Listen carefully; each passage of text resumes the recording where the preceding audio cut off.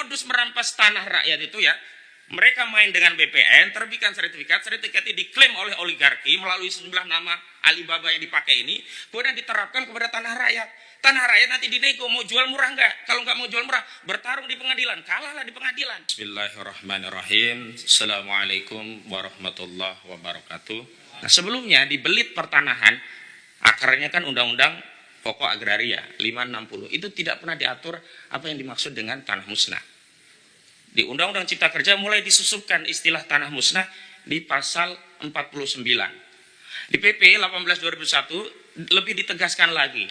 Di definisinya ada di angka 1 nomor 33 dan bahkan di pasal 66 PP 18 2001 itulah yang menjadi dasar legitimasi bagi pihak-pihak yang ingin membangun industri properti di wilayah laut bisa memperoleh hak, tapi bukan reklamasi seperti di pantai utara Jakarta. Mereka melakukan reklamasi dan rekonstruksi dengan dalih mereka punya sertifikat hak, apakah itu SHGB atau SHM, yang didalihkan sebelumnya ini adalah tanah daratan yang terkena abrasi, dianggap tanah musnah. Clear ini yang sedang terjadi, upaya hendak merampas wilayah tanah laut kita, berdalih PP 1821 dari pintu pasal 66. Maka mulai bekerja mereka menyiapkan alas haknya. Jadi mafianya itu melibatkan BPN juga. Karena produk itu tidak mungkin terbit kalau BPN melakukan tindakan yang benar-benar sesuai aturan. Contoh, tidak mungkin ada pengukuran sertifikat di laut kemudian diloloskan sertifikatnya. Terakhir, 263 SHGB. Itu sudah diakui punya salah satu properti yang kita ketahui dia rajanya reklamasi. Agung Sedayu Group, proyeknya apa? Pantai Indah Kapuk 2. Motifnya apa? Itu nanti akan direklamasi atau rekonstruksi. Menggunakan apa? Pasal 66 PP 18 tahun 2001. Siapa yang membiayai? Tentu yang punya kepentingan terhadap reklamasi, dialah yang membiayai. Gak mungkin Arsin. Duit dari mana Arsin membiayai? Lalu kita dibikin bodoh oleh Menteri KKP. Saya nggak ada di sini gitu. Seolah-olah semua itu diakui oleh Arsin dan siap bayar denda 48 juta rupiah. Ini juga statement yang tidak berdasar. Karena sebelumnya katanya denda per kilometer 18 juta. Ini ada 30,31 kilometer. Kok bisa ketemu 48 miliar dari mana? Kok ada pernyataan katanya Arsin siap membayar dari mana? Belakangan kuasa hukum Arsin membantah. Ini menteri berani berbohong di forum resmi DPR RI. Lalu kalau motifnya itu nyambung bagi rakyat, dan rakyat sudah tahu, Pak. Kalau Bapak kunjungan ke Pulau Cangkir, saya kan yang pertama kali dengan kawan-kawan memviralkan pagar laut di Pulau Cangkir itu. Juga kemudian nelayan Khalid dan yang lainnya, rame kita bareng-bareng. Baru terungkap rencana penjajahan tanah laut kita ini. Itu di wilayah laut. Dan mohon maaf, itu tadi bisa jadi karena pertimbangan DPR ketika membuat peraturan hanya berkutat kepada apakah ini dibutuhkan masyarakat. Yang kedua, apakah bertentangan atau tidak dengan undang-undang dasar, tapi tidak berpikir nanti akan diterjemahkan seperti apa oleh eksekutif. PP-nya nanti seperti apa? Ternyata PP itu merinci dengan sesuatu yang tidak pernah diatur dalam undang-undang. Nggak ada hak reklamasi yang diatur dalam undang-undangnya, tiba-tiba dimunculkan dalam PP-nya. Jahat sekali ini oligarki sudah masuk ke relung-relung bernegara kita. Saya bicara atas nama negara, bukan hanya rakyat hari ini. Kalau hari ini kita diam, nggak tahu kita punya kedaulatan wilayah apa lagi. Itu untuk di wilayah laut. Sekarang di wilayah darat. Mumpung ada BPN dari Kabupaten Tangerang juga di tingkat provinsi. Kami menemukan data, dan ini dari situs Bumi ATR, data yang kami olah. Ada 3 orang nama, Engcun atau Gojali, kemudian Freddy dan Henry, punya tanah 9 juta hektar. 9 juta meter persegi atau 9.000 hektar. 900 hektar, mohon maaf, salah.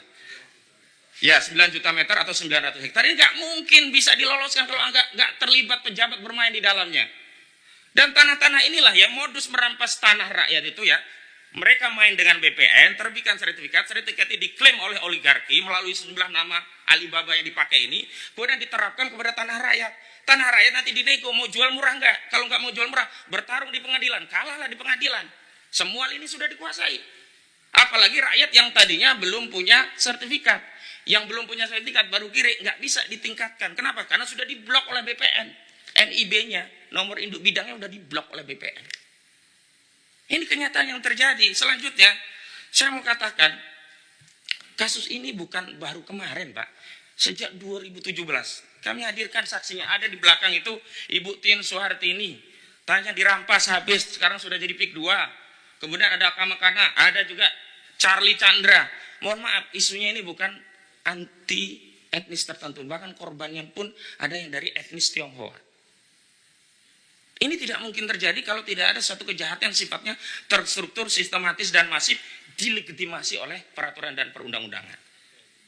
Selanjutnya saya mau bicara lagi tentang bentuk penekan apa sih modus operandinya di masyarakat. Bapak-bapak kan hari ini baru tahunya yang timbul sertifikat itu hanya di atas laut. Faktanya, Bapak cek di aplikasi Bumi ATR atau ATR BPN, di sungai-sungai sudah diterbitkan sertifikat oleh mereka. Jadi mau dikuasai semuanya, laut dikuasai, sungai dikuasai, darat dirampas. Kenapa kami konsisten menggunakan terminologi merampas tanah rakyat? Kenapa? Definisi merampas adalah mengambil tanah dari pemiliknya tanpa keridhaan, baik karena harganya murah, tidak dibayar harga, apalagi dengan intimidasi dan sebagainya. Bapak coba ke Kronjo. Tanah di Kronjo itu ada yang dibayar berapa? Rp30.000 per meter. Ada yang Rp50.000. Itu pun belum dibayar semua. Ada seorang petani di Kronjo sedang menunggu panen sawahnya.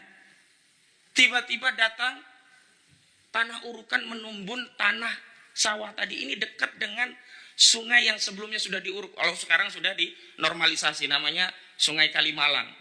20 meter lebarnya, 3 kilometer diuruk. Karena rame inilah alhamdulillah dinormalisasi. Tapi di dekat situ juga ada sawah menjelang panen, tidak ditanya pemiliknya, langsung diuruk. Kebingungan ini. Akhirnya apa? Mereka tanya ke kepala desa. Di kepala desa dijembatani, akhirnya dinego biar menerima 50 juta. Artinya kepala desa terlibat semua.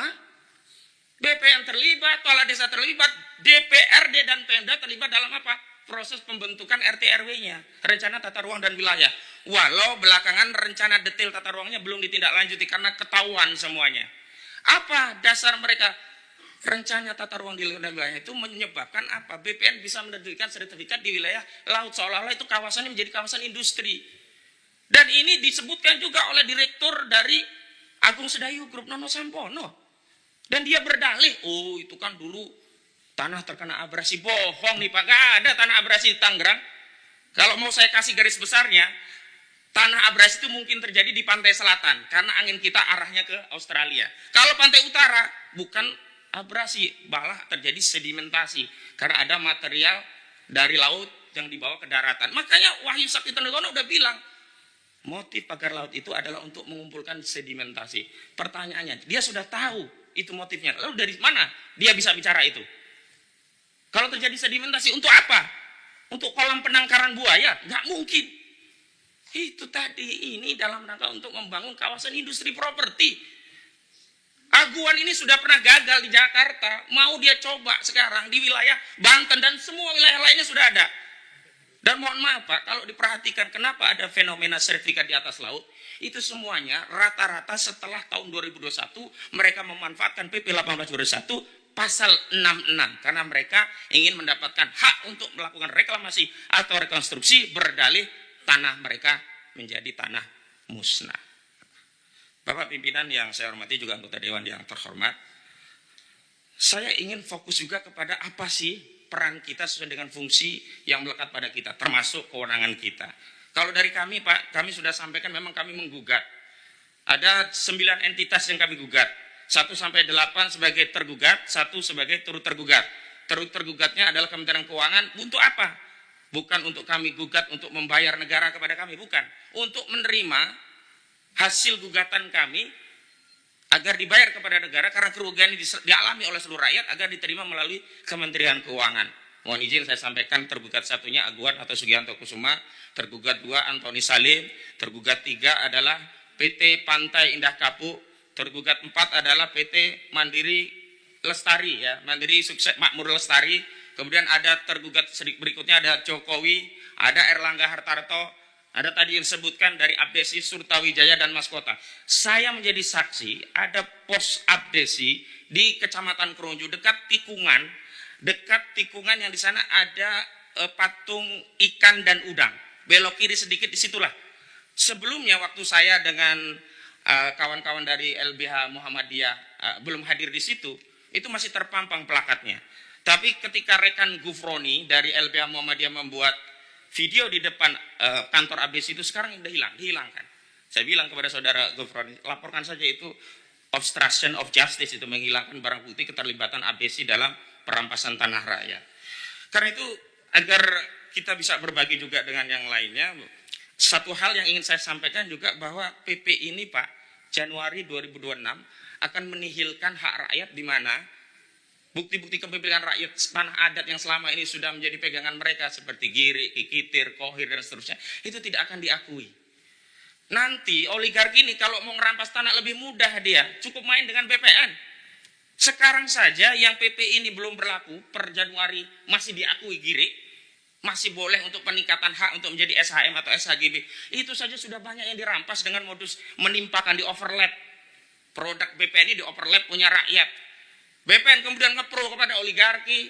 Makanya kemarin nggak benar itu Pak. Katanya sudah diberi sanksi tegas. Itu yang diberi sanksi tegas udah pensiun. Salah satunya kepala BPN kabupaten itu. Dari mana orang pensiun diberi sanksi tegas dan diturunkan dari jabatannya? Jabatan apa? Kok kita semua sekarang dibodoh-bodohi begini Pak? Kita mau bernegara seperti apa kita ini? Apakah kita akan membiarkan negara ini dikuasai oleh swasta? Apakah, nah tadi negara, kita itu entitas negara loh Pak. Kok kalah dengan swasta? Sebagai contoh, di Lemok, desa itu ada apartemen tinggi. Kepala desanya nggak tahu siapa warga desanya. Ketika masuk mau data nggak boleh. Jadi di PIK itu seperti ada entitas terpisah dari Negara Kesatuan Republik Indonesia. Maka mohon maaf, jangan tersinggung kalau saya berulang kali mengatakan jangan-jangan ada Negara Kesatuan Republik Aguan. Maksudnya itu.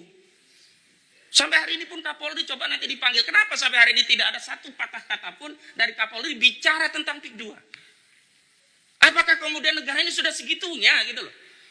Dan mohon maaf, ini yang saya ingin sampaikan. 3 hari yang lalu saya kunjungan ke Kesultanan Banten bernama sejumlah purnawaran TNI. Ada Laksamana Slamet Subiganto Purnawirawan, ada Pak Samsu Jalal Purnawirawan, juga ada Pak Sunarko Purnawirawan, Maijen sama Laksamana. Kami menerima keluhan dari Banten. Apa coba sekarang narasi yang berkembang di wilayah Banten? Kami rakyat Banten dulu bergabung karena percaya NKRI ini akan mengelola tanah kami dan memberikan kesejahteraan kami. Sebagaimana amanat pasal 33 ayat 3 Undang-Undang Dasar 1945. Bumi, air, udara, serta kekayaan yang terkandung di dalamnya dikelola oleh negara dan digunakan untuk sebesar-besarnya kemakmuran rakyat. Tapi apalah lacur hari ini kami saksikan bahwa bumi, air, udara, apa yang terkandung di dalamnya dikelola oleh swasta, dikelola oligarki dan untuk kemakmuran oligarki. Lalu apa alasan kami untuk tetap bersatu dengan NKRI? Ini sekarang narasinya di Banten itu sedang berpikir apakah kita kembali ke Kesultanan Banten, sekedar informasi. Lalu yang penting juga untuk kami sampaikan adalah bahwa kasus ini sebenarnya kalau negara hadir, sejak pagar itu 1 meter saja sebenarnya sudah selesai. Memang ini ada masalah besar. Tapi bukan berarti sebagai bangsa yang besar kita tidak bisa menyelesaikan persoalan ini. Caranya dengan apa? Jujur. Tadi yang disebut, yang jadi tropical coastline itu Bapak-Bapak, mohon maaf saya kasih tahu. Ini tanah hak negara, mau dirampok oleh Jokowi dikasih kepada Aguan. Kenapa? Dari 1.755 hektar proyek PIK 2 yang disebut dengan tropical coastline, 1.500-nya itu kawasan hutan lindung yang kewenangannya ada pada negara. Mau dikasih kepada PIK 2, dikasih ke Aguan. Ini korupsi.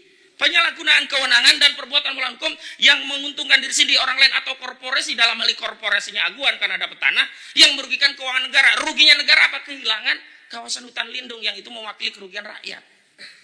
Sejelas ini sebenarnya masalahnya. Tapi kenapa yang ditangkap baru Arsin? Kalau mau saya bilang, bukan hanya Arsin, bukannya BPN pun. Begini info yang saya dapat. SHGB itu seolah-olah hanya dikeluarkan oleh Kantah. Padahal menurut kewenangannya, kalau dia di bawah 4.000 memang Kantah. Di atas 4.000 sampai 10.000 Kanwil. Di atas 10.000 Menteri. Kenapa sekarang kemudian yang tahu kita malah menterinya kebakaran itu kantornya? Dan kami sudah dapat info di lapangan itu ada yang luasnya 30 hektar. hektar. Berarti kalau RSHGB 30 hektar, salah satunya, itu mustahil oleh Kantah. Dan saya minta kepala desa dan Kantah semuanya, ayolah kita tobat gitu loh. Tobat nasuha demi anak cucu kita ke depan. Apa yang mau kita wariskan bagi anak cucu kita kalau semua kedaulatan sudah dirampas pada hari ini, padahal kita masih hidup di hari ini dan kita bisa mengambil tindakan di hari ini. Saya ulangi statement saya di ILLC beberapa waktu lalu sekaligus penutup penyampaian saya di dalam rapat ini. Bapak-bapak, Ibu sekalian yang kami muliakan. Hakikatnya kita tidak mewarisi bangsa ini dari para pendahulu kita, daripada pendiri bangsa kita. Tapi sejatinya kita sedang mendapat titipan amanah bangsa ini dari anak cucu kita generasi selanjutnya. Maka sudah menjadi kewajiban tanggung jawab kita agar apa? Negara ini sampai kepada rakyat kita. Jangan sampai negara ini nanti sampai kepada rakyat kita namanya sudah bukan lagi Negara Kesatuan Republik Indonesia.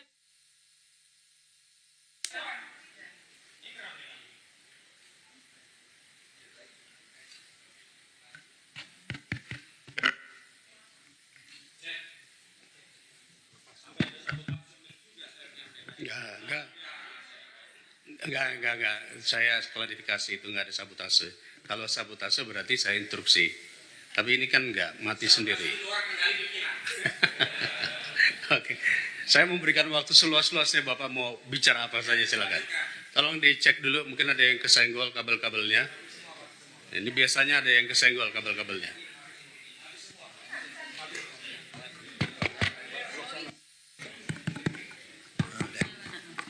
Tes. Ya, intinya adalah bahwa kita karena itu kita jangan menyia-nyiakan amanah, karena legasi hidup yang paling tinggi itu adalah reputasi. Sekali kita dicap sebagai anak bangsa pengkhianat di Republik ini, maka tidak ada sisa warisan kita yang bisa kita banggakan kepada anak cucu kita. Terlepas kita kaya raya, terlepas kita hebat, tapi kalau kita dicap pengkhianat, selesai.